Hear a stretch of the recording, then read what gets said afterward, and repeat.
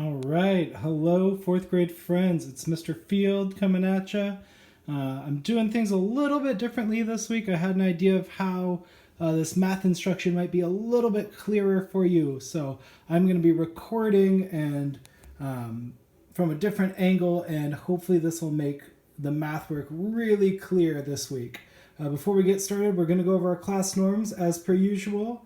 We're going to have a positive attitude. We're going to be respectful to those around us. We're going to keep trying things even when they're hard, and we're going to remember the word yet.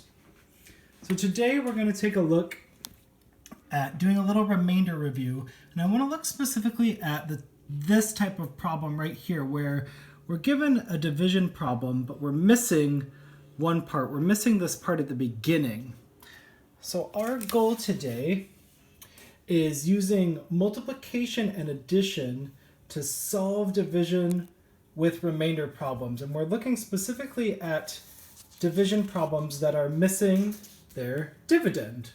Now you might be asking yourself right now, Mr. Feild, what is a dividend?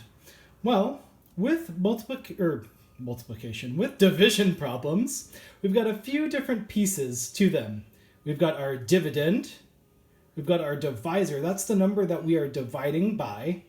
We have our quotient, that's the answer to our division problem, and we might have a remainder as part of our quotient.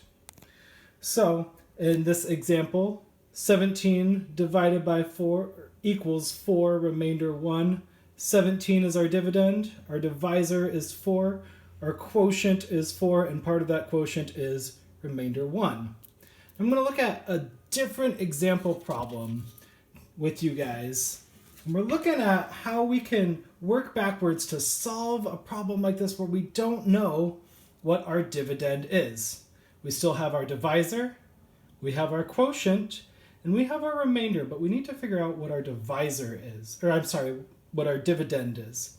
And we can use multiplication and addition and work backwards to solve this problem. And it's only 2 steps, but it's 2 important steps, and we've got a few numbers we're working with. So we want to make sure that we've got all of our numbers correct. So I've actually got everything color-coded this week.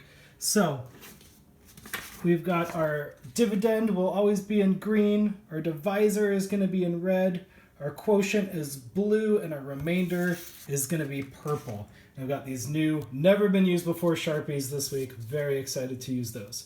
So we're going to work backwards. And the first thing we're going to do is we're going to multiply our divisor by our quotient. So remember, in our example problem, 4 was our divisor, and our quotient was 5. So that means we're going to do 4 times 5, and I'm going to write this color-coded as well. Here we go. We're doing 4. We're multiplying the divisor by the quotient. We're dropping our new Sharpies. 4 times 5. And 4 times 5 is going to equal 20.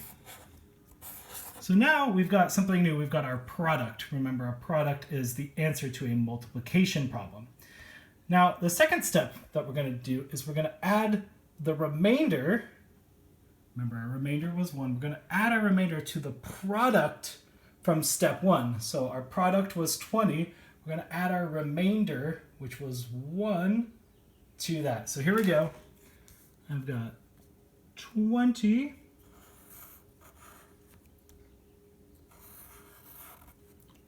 I'm going to add 1 to that. And that is going to now equal what our dividend is. And that's going to be 21.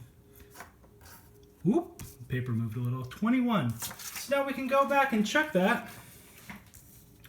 21 divided by 4 equals 5, remainder 1. And sure enough, that is how we can work backwards using multiplication and addition to solve a missing dividend. All right, fourth graders, I hope this was helpful. See you later.